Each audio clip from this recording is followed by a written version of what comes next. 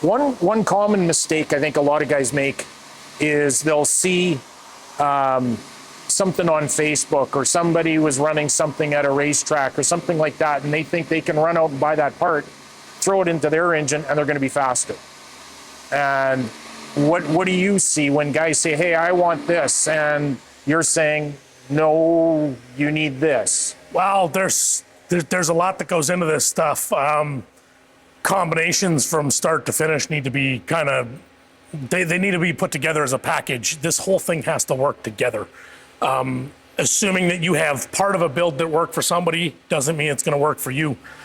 Just because you turn around and put this camshaft in your engine, you have to consider things like the compression ratio. Is it even going to work in there? Do you have piston and valve clearance? Right. What kind of ring seal do you have in this engine? You know, putting in easy parts to fix bigger problems doesn't always work. Right. So I know, based on experience, you did my Hemi engine in the Duster. You talked about ring seal. And I had a lot of blow-by. I had a lot of exhaust smoke at the top end when I was in D-cell. I went to Vegas, raced. There was none of that. It was clean at startup. It was clean at D-cell. So obviously, yeah, your attention to that detail on even the ring fitments and everything, and the way the machine.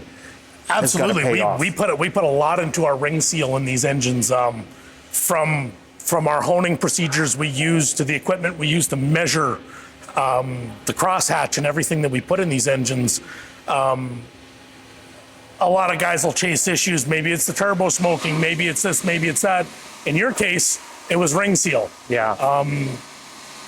That's something where you could have thrown a pile of parts at because the internet told you this is what it is, or maybe it's this, or maybe it's that.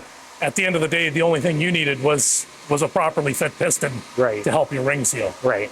Yes.